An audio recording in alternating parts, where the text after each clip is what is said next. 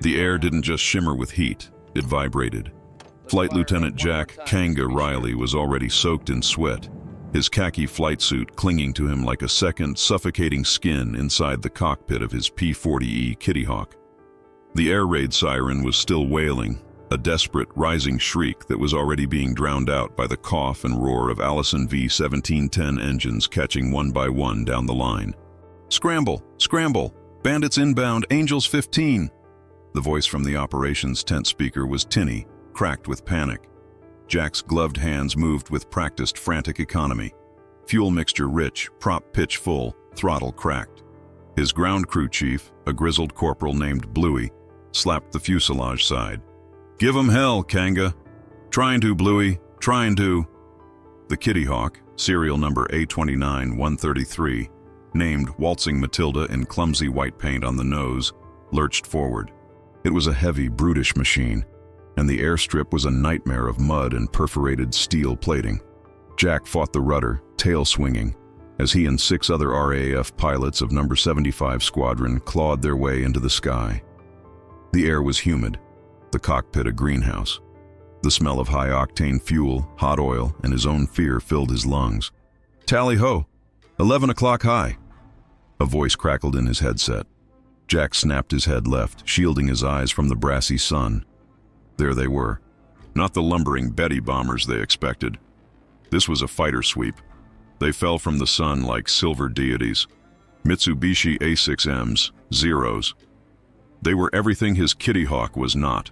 Light, agile, ethereal. They seemed to hang in the air, defying gravity, before nosing over. The comms dissolved into chaos. "Zero on my 6. I can't shake him. Brake left, Digger. Brake. I'm hit. The transmission cut to static. Jack picked his target, a Zero sliding onto his wingman's tail. He jammed the stick forward, diving to build speed, the one thing his brick of a plane could do. The world compressed. The wind screamed past the canopy, a high-pitched keen that vibrated in his teeth. His airspeed indicator climbed past 300 knots.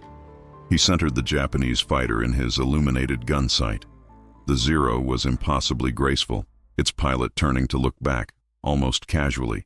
Jack felt a surge of adrenaline-fueled rage. He pressed the triggers. The Kitty Hawk shuddered violently as its 650 caliber guns erupted. Thump, thump, thump, thump. A stream of tracers, like angry red hornets, reached out.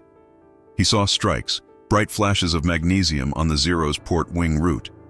But the Zero, it just turned. It executed a climbing turn so tight it seemed to pivot on a wingtip. In seconds, the hunter was the hunted. Jack was staring at the blunt, winking nose of the Zero, its 20mm cannons looking like dark, hollow eyes. "Negative-G! Shove it down!" Jack roared to himself. He jammed the stick forward, violently pushing himself into his straps as the Kitty Hawk bunted, diving away. Cannon shells, explosive and bright green, ripped past his canopy, sounding like pop, pop, pop as they passed. He escaped, but only just. He dove for the jungle canopy, streaking over the treetops a green blur. He pulled up only when he was miles away, his heart hammering against his ribs. He looked back. A pillar of black smoke rose from the jungle near the strip. Another rose from the harbor. He landed 20 minutes later, his hands shaking so badly he could barely unclip his harness. Of the 7 pilots who scrambled, only 3 returned. One of the planes that made it back, flown by a kid named Tomo, had to be bellied in, its landing gear shot to pieces. As Jack climbed down, Bluey just looked at him, his face grim. They just danced around you, sir." Jack ripped his helmet off and threw it to the mud. "They're not flying planes, Bluey," he spat, tasting bile. "They're flying bloody magic carpets." From the harbor, the smoke of a burning supply ship billowed into the sky, a dark monument to their failure. The first months of 1942 were a drumbeat of catastrophe for the Allies in the Pacific. Singapore, the Gibraltar of the East, had fallen in February. The great British ships Prince of Wales and Repulse were at the bottom of the South China Sea. Rabaul, a key Australian stronghold, was overrun. The Japanese southern operation was a masterstroke of coordinated land, sea, and air power. The Malay barrier had been shattered. On February 19th, the war had come to Australia itself. Darwin was bombed by the same carrier force that had struck Pearl Harbor. The psychological shock was absolute. Australia was no longer a distant partner in a European conflict.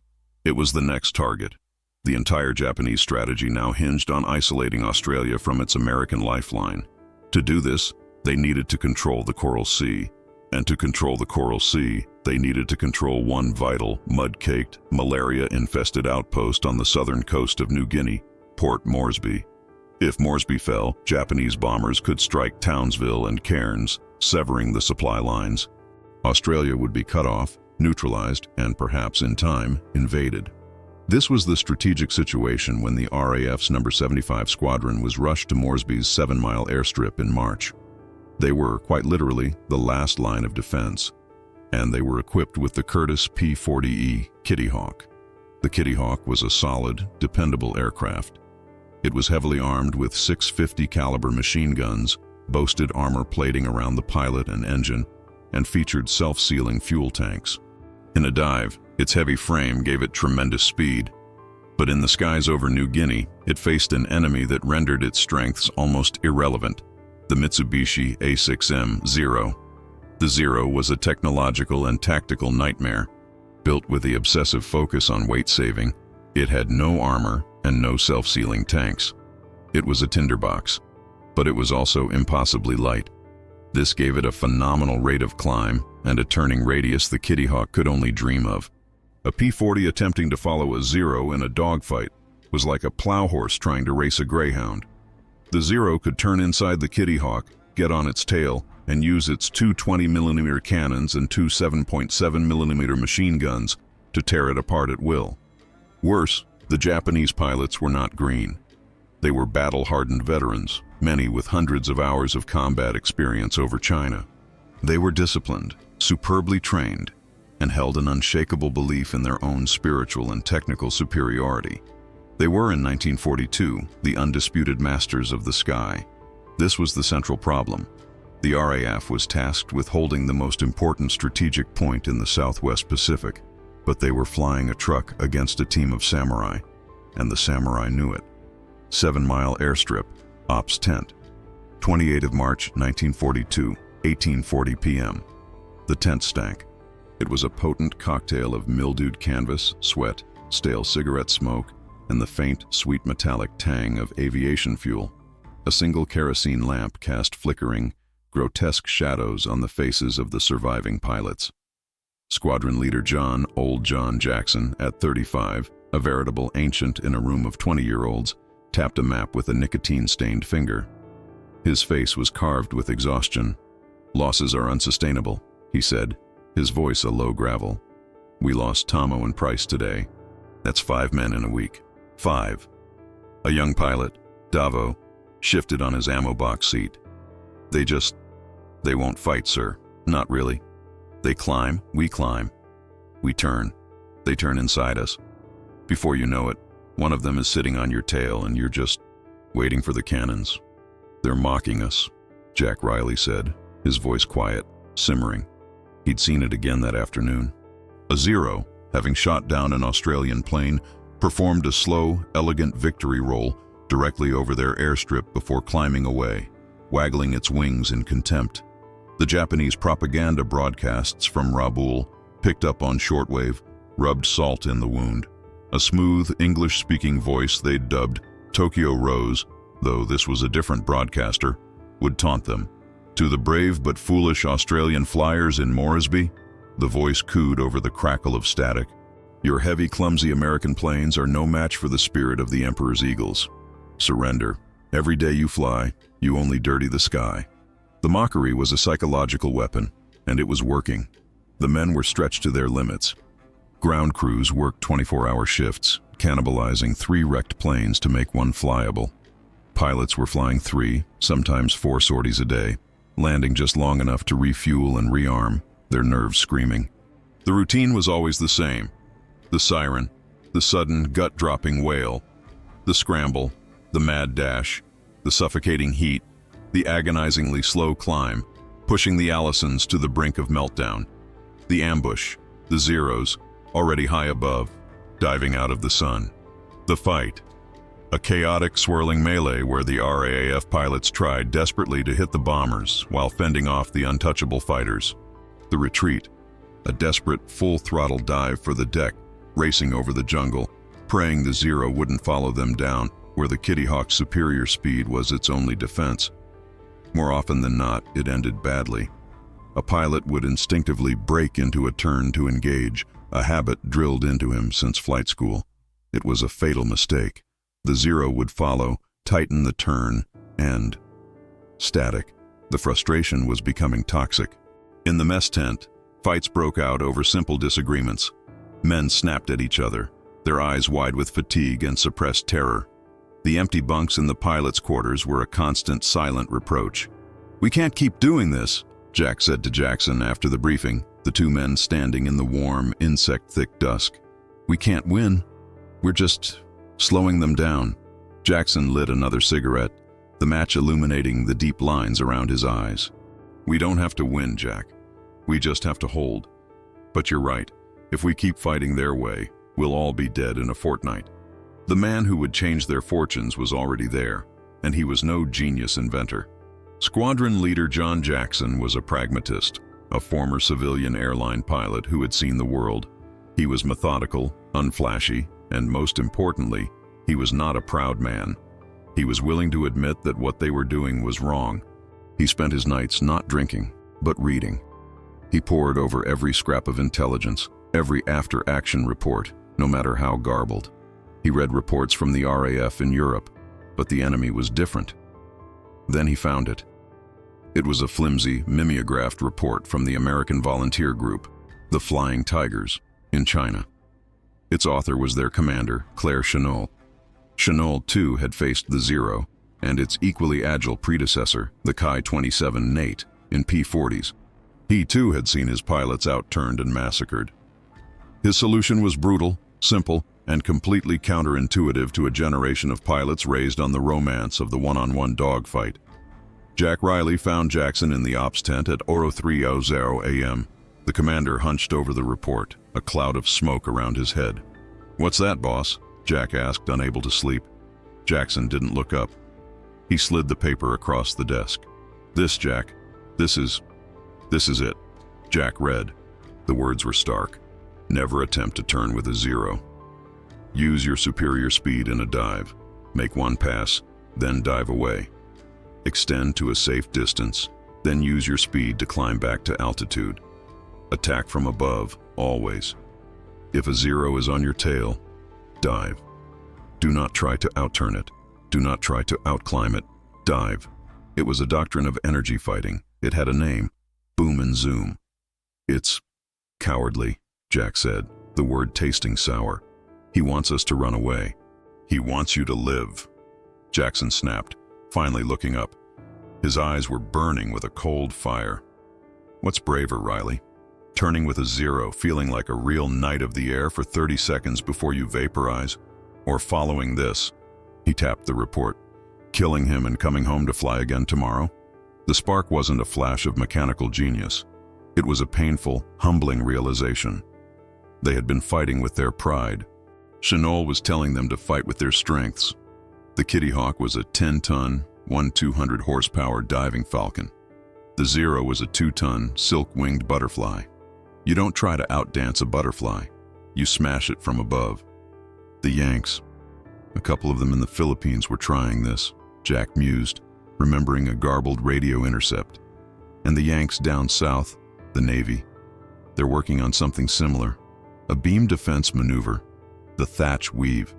Jackson nodded. Good for formations. But this, he held up the Chennault report. This is our new Bible. This is how we fight. We are no longer dogfighters. We are hunters. We hit and we run. Jack felt a cold knot in his stomach. Every instinct he had as a pilot screamed against it. It felt like a betrayal of his training. But as he pictured Tomo's plane crashing into the jungle, he knew Jackson was right. Pride was a luxury they could no longer afford. 7 Mile Airstrip, briefing tent, 29th of March, 1942, 05:30 a.m. The pre-dawn briefing was tense. The pilots, bleary-eyed and fueled by bitter black coffee, shuffled in. Right, Jackson began, standing in front of his map. As of 06 now today, the old playbook is gone. We are adopting new tactics. I don't care what you learned in flight school. I don't care what you think you know about air combat. From now on, this is the law. He laid it out, his voice flat, leaving no room for argument. Altitude is life. We will always climb above the enemy. We will not dogfight. We will never engage in a turning fight. Is that clear? One pass, you dive, you fire, and you keep diving. You do not loop. You do not roll. You do not turn back to see if you hit him. You extend, regain altitude, and set up the next attack. Teamwork. You will fly in pairs, a leader and a wingman. You cover your mate. If a Zero gets on your tail, you dive. Your wingman will cover your dive and take the Zero. The tent was silent. The pilots exchanged uneasy glances. Finally, Davos spoke up, his voice cracking with youthful indignation. Sir, with respect, you're asking us to cut and run. Every time. I am asking you to survive, Flight Sergeant, Jackson said, his voice dangerously quiet. I am ordering you to kill the enemy and bring my aircraft home. Your job is to shoot down Zeros, not to have a sporting fight with them. This isn't a tournament. It's an abattoir, and we've been the ones getting slaughtered. But sir, the Yanks? They say this plane is a piece of... The plane is fine, Jackson roared, slamming his fist on the table. The coffee mugs jumped. The plane is a brick, and we're going to throw it at them. It's heavy? Good. It dives faster. It's tough? Good. It can take a few hits and bring you home. It's got 650s. Good. That's enough firepower to saw a Zero in half. We will use those strengths. We will not play to its weaknesses. He locked eyes with each pilot in the room. The Japanese pilots think you're rubbish. They think you're arrogant, poorly trained, and flying inferior machines. They're mocking you, and you gentlemen have been proving them right. Today that stops.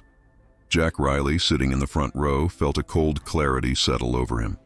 Jackson was right. The mockery wasn't just on the radio, it was in the Zero's arrogant tactics. They expected the RAAF to turn and fight. They were baiting them into it. I'm with the boss, Jack said, standing up. The tent went quiet. I'm sick of watching them dance. I'm sick of sending letters home. If this run and hit is what it takes, then that's what we do. I'll take a coward's kill over a hero's death any day. The skepticism didn't vanish, but it was replaced by a grim, desperate willingness. The old way was death. This new way, this was at least a chance. Over the Owen Stanley Range, 29th March 1942, 09:14 a.m. There was no physical prototype. The innovation was in the mind. It had to be built with repetition, drilling out years of instinct and replacing it with a cold, new, counterintuitive discipline. Right, Jack. Jackson's voice crackled over the radio. They were at 18,000 feet, the air thin and cold, the jungle-covered mountains a vast, serrated green carpet below. You and me, I'm the Zero, you're the kitty. Your target is me. Try the old way first. Roger, boss, turning to engage. Jack hauled his heavy P-40 around. Jackson, in his own Kitty Hawk but simulating a Zero, easily slipped inside his turn.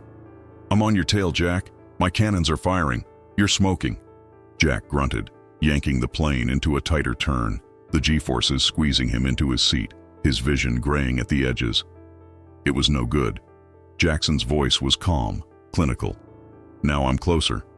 My 7.7s are hitting your cockpit. You're dead, Riley. Again. They broke off.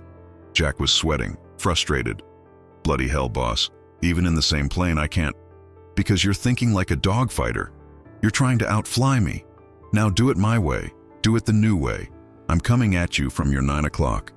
Jack saw him, a dark speck growing larger. Tally-ho. Right, I'm turning in on you. What do you do? Jack's hands wanted to pull back, to turn and meet him. He fought the urge. Instead, he jammed the stick forward and to the left, nosing the heavy fighter over into a diving, slicing turn away from the enemy. The Kitty Hawk responded instantly. The roar of the Allison engine deepened as the propeller bit into the air. The airspeed climbed with terrifying speed, 250, 300, 350 knots. Good, Jackson's voice said, sounding distant. I'm turning to follow, but I can't catch you in a dive. I'm too light. My controls are stiffening up. Now, what do? I'm extending, Jack said, his knuckles white. He kept the dive going for another 3,000 feet, putting miles of distance between them in seconds. Now I climb, Jack said. He eased the stick back, converting his massive excess speed back into altitude. He zoomed back up, executing a long, climbing turn. He was now 4,000 feet above Jackson, who was still wallowing, having lost his own speed in the tight turn. And now, Kanga? Jackson's voice was laced with approval. Jack smiled, a thin, wolfish grin. Now, boss, you're dead. He nosed over, the sun at his back. He had altitude, speed, and the element of surprise. He was the hammer. Jackson, simulating the outturned Zero, was the nail. He screamed down, lining up the shot in his gun sight. Guns, guns, guns, he muttered, thumbing the trigger. He didn't fire. He flashed past Jackson's plane with a 150-knot speed advantage. And now, Jackson's voice crackled. I keep diving, right past you, down to the deck, and extend again. I don't wait to see what happens. I don't loop back. There was a long pause on the radio. Then, Jackson's voice, full of a grim satisfaction Jack had never heard before. Good lad.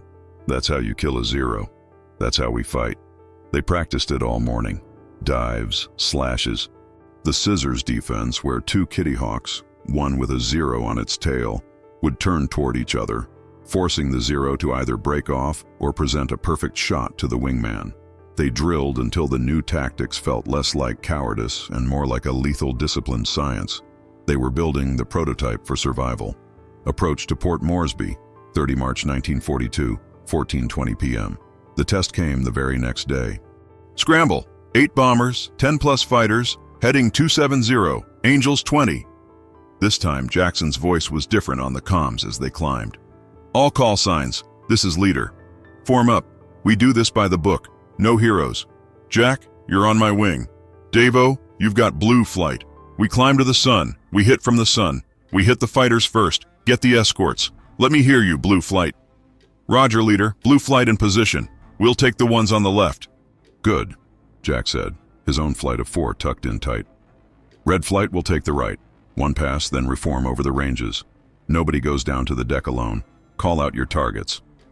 They reached 22,000 feet, gasping in the thin, cold air, their engines complaining. Below them, they saw the Japanese formation. 8 G4M Betty bombers in a neat V, with a cloud of Zeros weaving lazily above them. The Zeros hadn't seen them. They were above the Japanese. For the first time, they had the advantage. Red leader to red flight. Jack's voice was steady, his throat dry. Pick your targets. I'm taking the leader on the far right. Talons down, lads. Let's go.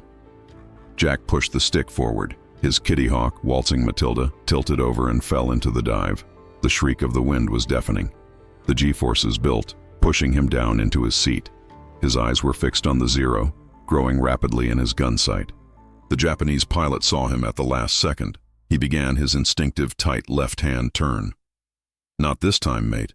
Jack didn't follow. He kept his dive straight, anticipating the turn. He pulled the trigger. The 650s spoke as one. The plane vibrated so hard his teeth ached.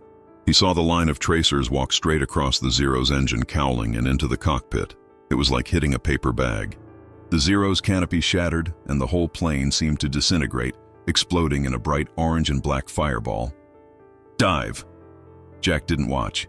He shoved the stick forward, plunging straight through the Japanese formation. Bombers and Zeros flashed past his canopy. He heard the tink-tink-tink of a few stray 7.7mm bullets hitting his tail, but they were glancing hits, harmless. He pulled out at 5,000 feet, his entire body shaking. Red leader, clear, he yelled. Red 2, clear. I got one. Blue leader, clear. We got 2. Splash 2 Zeros. Davo, where are you? I'm clear, boss. Davo's voice was high with elation. He turned, just like you said. I splashed him and I'm heading for the hills. It works. By God, it works. In 90 seconds, the fight was over. The RAAF flight dove, hit, and extended. They reformed as ordered 10 miles north. A quick check-in. All 8 Kitty Hawks were present. Behind them, 4 pillars of smoke marked the graves of 4 Zeros. The bombers, their escort screen shattered and panicking, jettisoned their bombs over the jungle and turned for home. Back at 7 Mile, the ground crews were silent, watching them land. All 8. No losses, no smoking engines, no belly landings. Jack taxied in and killed the engine. The sudden silence was ringing. He sat there for a long moment, just breathing. Bluey climbed onto the wing and pulled the canopy back. "How'd it go, Kanga?" Jack pulled his goggles off, his face split by a weary, triumphant grin. "We're just getting started, Bluey. We're just getting started." The Bismarck C. 2nd March 1943, 10:08 m. The single test was a success, but the war was a long, grinding campaign of attrition. Number 75 Squadron, led by Jackson until he was killed in action in April 1942, held Port Moresby by a thread. They and their brother squadron, number 76, bled for those tactics. They lost men, they lost planes, but they held the line. They proved the doctrine worked. By 1943, the tide was turning. The Japanese were in retreat, and the Allies were on the offensive. Jack Riley, now an experienced squadron leader with a DFC ribbon on his chest, was no longer flying the battered P-40E. He was in a newer, more powerful P-40N, based at Milne Bay. The real trial, the moment the tactical innovation scaled from a squadron's desperate survival trick to a theater-wide battle-winning doctrine, was about to begin. Intelligence reported a massive Japanese convoy. 8 transports, 8 destroyers. They were carrying the 51st Division, 7,000 fresh troops, to reinforce Lae. If they landed, the New Guinea campaign would be set back by months, at the cost of thousands of Australian and American lives. General George Kenny, commander of the Allied 5th Air Force, gave a simple order: destroy them all. It would be a coordinated assault unlike any seen before. USAAF B-25s were modified for a radical new tactic: skip bombing, flying at wave-top level to skip bombs into the sides of ships like stones on a lake. RAAF bow fighters, bristling with cannons, would go in at mast height, strafing the decks to suppress anti-aircraft fire, and providing top cover, circling at 20,000 feet, were Jack's RAAF Kitty Hawks and American P-38 Lightnings. Their job, to slaughter the Japanese air cover. "Listen up," Jack briefed his pilots. The faces were new, but the doctrine was the same, hardened by a year of blood. "The Japs will throw everything they have at this. We are the roof. We keep the rain off the bows in the B-25s. Do not, I repeat, do not get suckered down low. Stay high, boom and zoom. Hit the Zeros, hit them hard, and get back up to altitude. No glory hounding. This is teamwork." The air over the Huon Gulf was a colossal, swirling nightmare. Jack, flying at 21,000 feet, looked down on a scene from hell. The Japanese convoy was already in chaos. He saw the B-25s, like angry bees, skimming the water. He saw the flashes of bombs, followed by towering waterspouts. A transport, the Oigawa Maru, was already on its side, a plume of black smoke pouring from its guts. Then the Zeros hit them. "Bandits! 10 o'clock high, they're coming down!" A swarm of nearly 100 Japanese fighters, Zeros and Oscars, descended to protect their ships. "Red flight, engage!" Jack yelled, rolling his Kitty Hawk over. This was not a duel. It was an industrial-scale extermination. Jack dove, his engine screaming. He lined up a Zero that was curving in on a flight of P-38s. The Japanese pilot was focused on the lightnings, not on the death diving from his blind spot. Jack fired a 5-second burst. The 50 caliber rounds, a mix of armor-piercing and incendiary, acted like a buzzsaw. The Zero's left wing simply came off. It vanished in a puff of smoke and metal fragments. He didn't watch it fall. He kept diving. The lessons of 1942 burned into his brain. He leveled out at 10,000 feet, his speed over 400 knots. He looked back. A Zero was on his tail, but it was lagging, unable to match his dive speed. Jack pulled into a long climbing turn, trading his speed for height. Below him, the battle was a maelstrom. He saw a bow fighter, smoking, cartwheel into the sea. He saw 2 Zeros collide in a head-on pass. The air was thick with tracer, flak, and the smell of cordite. The radio was a bedlam of overlapping shouts in Australian, American, and Japanese. A Zero flashed in front of him, chasing a smoking B-25. Jack snapped into a hard turn, not to dogfight, but to line up the shot. He fired. Tracers hit the Zero's fuselage. It staggered, pulled up, and the pilot bailed out, a tiny black speck against the blue water. For 2 days, the battle raged. The Allied pilots flew until they were numb, landing only to refuel and rearm. The RAAF ground crews worked miracles, patching bullet holes with metal plates and swapping out overheated engines in hours. When the smoke cleared on March 4th, the result was absolute. All 8 transports were sunk. 4 destroyers were at the bottom of the sea. Nearly 3,000 Japanese troops were dead. But the air battle was the revelation. For the loss of a handful of Allied planes, the Japanese had lost over 30 aircraft, with dozens more damaged. More importantly, they had lost many of their remaining veteran pilots, men who could not be replaced. The RAAF Kitty Hawks had been in the thick of it, claiming a heavy toll. The Battle of the Bismarck Sea wasn't just a victory, it was the total vindication of the boom and zoom doctrine. It was the moment the mockers were silenced for good. The psychological impact of the Bismarck Sea victory was immediate and profound. It spread through the Allied air forces in the Pacific like a shockwave. Milne Bay Airstrip, 5th March 1943, 19:00 p.m. In the humid, makeshift officers' club, a tent with a plank bar and warm beer, Jack Riley found himself sitting next to a lanky American P-38 pilot from the 39th Fighter Squadron. The American, a captain named Tex, raised his canteen cup. "Riley, that you? Heard you were up there today." "We were," Jack said, wiping the grime from his face. "I gotta hand it to you RAAF fellas," Tex said, taking a swig. "I've heard stories about you guys from Moresby last year. Figured they were bull. But I saw it today. You handle those P-40s like you're mad at them. You just don't turn."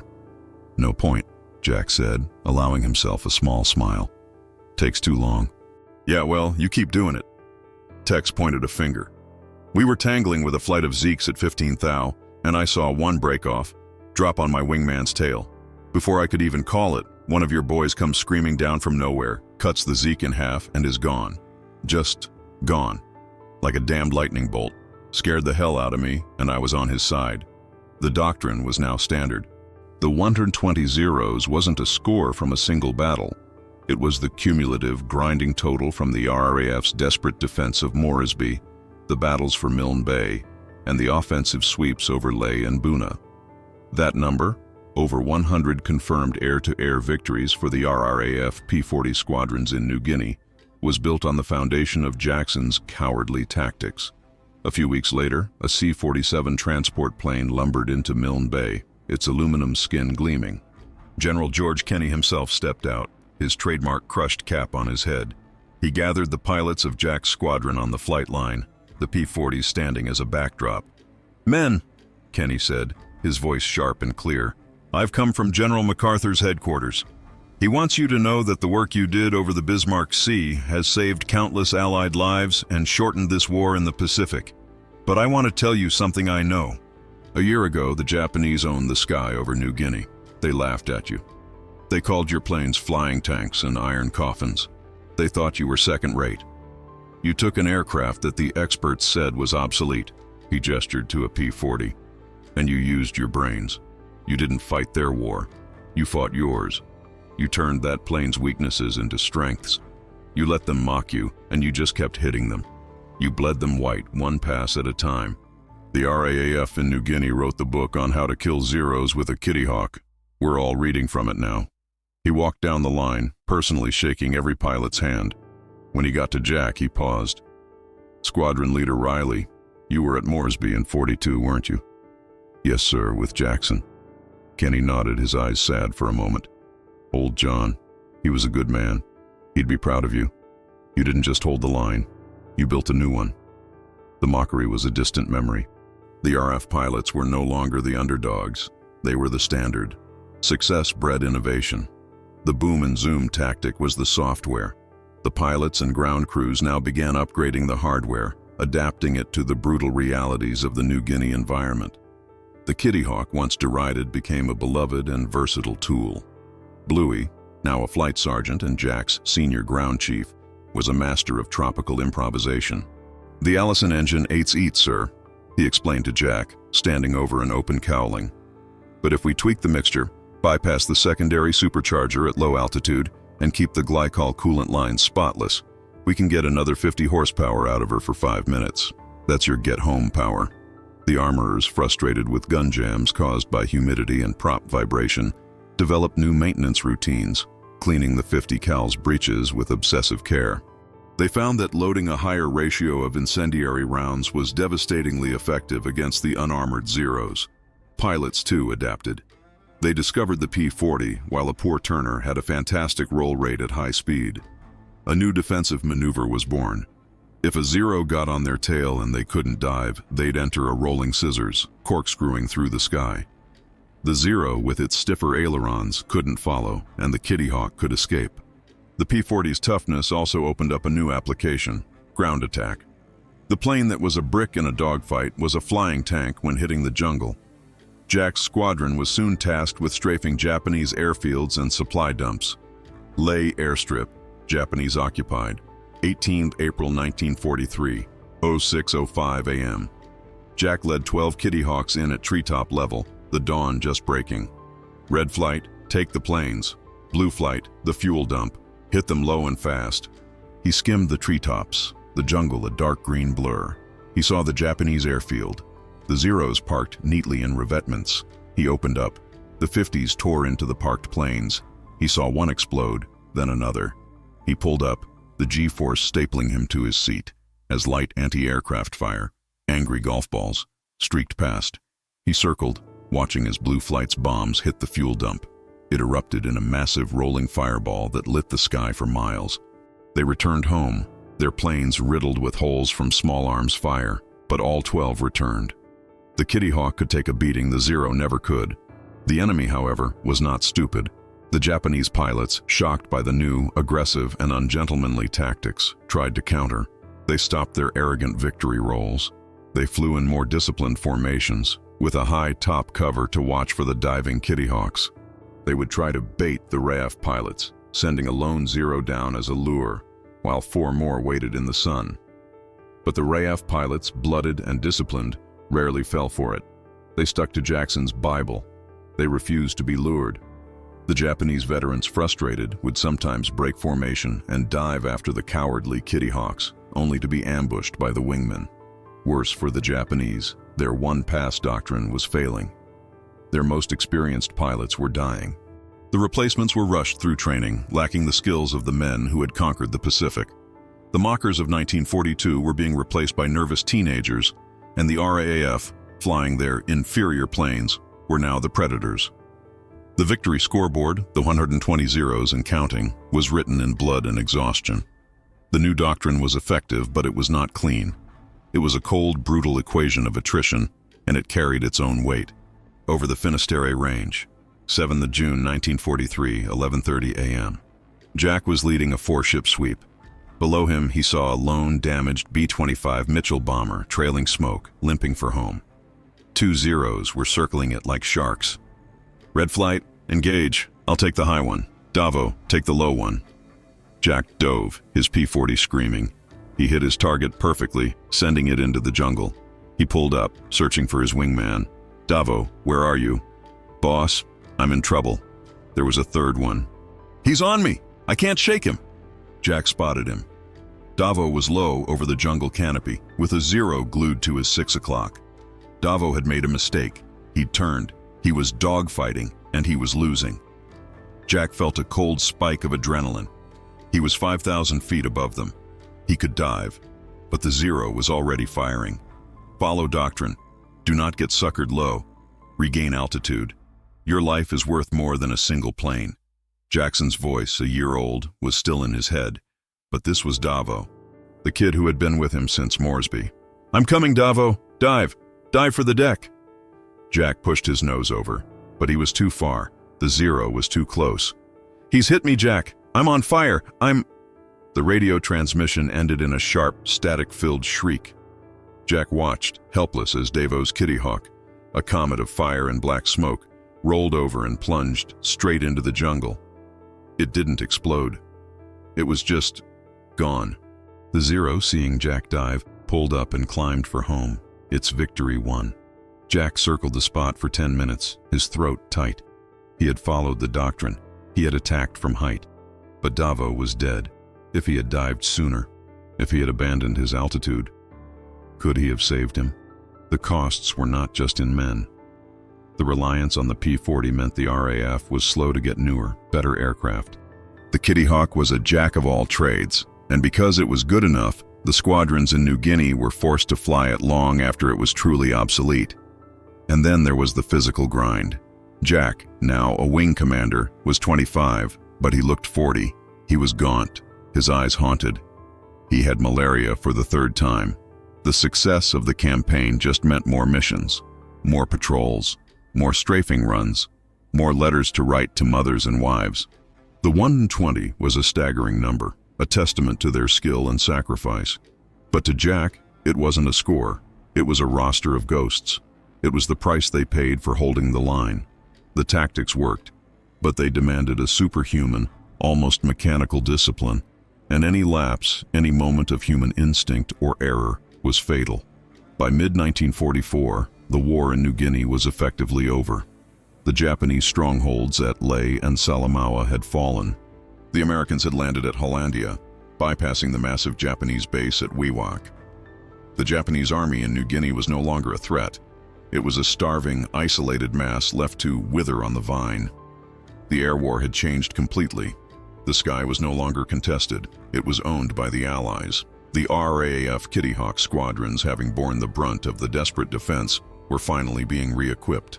Jack Riley stood on the Marston matting of a new airfield at Taji, watching as a flight of sleek, shark-nosed P-40Ns was joined by a new shape. It was a Supermarine Spitfire, and on the horizon, the first boxy crates containing American P-51 Mustangs were being unloaded. The brick with wings had done its job. It had held the line when nothing else could. The tactics developed in the crucible of Moresby, the boom and zoom, the mutual support, the energy fighting, were now simply standard operating procedure for every Allied pilot in the theater. The immediate legacy of the RAAF's grim defense was simple. Australia was safe. Port Moresby had not fallen. The supply lines had not been cut. The RAAF's first team, the men of 75 and 76 squadrons, had bought the time for America's industrial might to arrive and for the AIF to push the Japanese back over the Kokoda Trail. On a blisteringly hot day in September 1944, Jack was presented with a bar to his Distinguished Flying Cross. The ceremony was short. A visiting Air Vice Marshal pinned the medal on his sweat-stained khaki shirt. "The RAF's contribution in New Guinea will be remembered as a turning point," the Air Marshal said, his voice carrying over the rumble of distant P-47 Thunderbolts. "When you were outnumbered, you fought smart. When you were outmatched, you fought hard.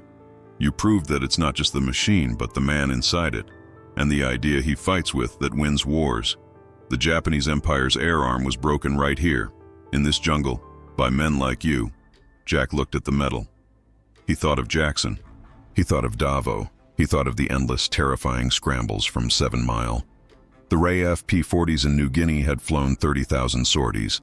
They had shot down over 120 Japanese aircraft in air-to-air combat, with some RAAF aces, like Clive Killer Caldwell, scoring the majority of their victories in the P-40. They had destroyed hundreds more on the ground. They had done it against one of the most feared aircraft in history, and they had done it by refusing to fight by the enemy's rules. They had, quite simply, broken the back of Japanese air power in the Southwest Pacific. Toowoomba, Queensland, Australia, 15th of August, 1995. The old man sat on his veranda, a mug of tea balanced on his knee. The air was cool and clear. In the distance, the sound of a prop plane, a small Cessna from the local flying club, buzzed lazily. Jack Kanga Riley, retired, looked up, his eyes still sharp, tracking the small plane. He hadn't flown in 20 years. After the war, he'd taken a government job, raised a family, and tried, with mixed success, to forget the smell of glycol and cordite. A historian, a young man from the Australian War Memorial, was sitting opposite him.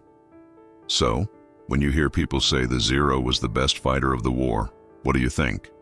the historian asked, his tape recorder running. Jack was silent for a long moment. He watched the Cessna disappear behind a line of blue gums. "Best at what?" Jack said, his voice a dry rasp. "Best at turning. Sure, like a ballerina. But it was made of paper. It couldn't take a hit. It couldn't dive. It couldn't roll. It was a one-trick pony." He took a sip of tea. "The Japanese, they mocked us, you know. Sent us little messages, thought we were terrified. And we were. But we weren't stupid. We just had to learn." Documentary-style voiceover, as if in a film. Historians now recognize the air campaign over New Guinea in 1942 as one of the most critical and lopsided battles of the war. A handful of RAAF pilots in obsolescent P-40 Kitty Hawks were pitted against the finest pilots and aircraft of the Japanese Navy. They were expected to fail. Instead, they adapted. Embracing the brutal, unchivalrous tactics of energy fighting, they turned their aircraft's flaws into virtues. They traded maneuverability for speed. They traded agility for armor. By refusing to engage the Zero on its own terms, they systematically dismantled the myth of its invincibility. The cumulative tally of over 120 Japanese aircraft shot down by RAAF P-40s in the New Guinea campaign was not just a score. It was the foundation of the entire Allied counteroffensive. The historian leaned forward. "But the cost, the men you lost, was it worth it?" Jack looked down at his liver-spotted hands, resting on the mug. He thought of Davo. He thought of old John Jackson, who never lived to see the tactics he championed become the new law of the sky. "Worth it?" he repeated. "We were 20 years old, son. We were all that was left. You don't ask if it's worth it. You hold the line. They mocked us because they thought we were fools. But we were just Australian. We had a job to do. So we found a way to do it." He looked back up, his eyes meeting the young man's. "They stopped mocking us. That was enough." In the distance, the sound of the Cessna's engine faded, leaving only the sound of the wind in the trees.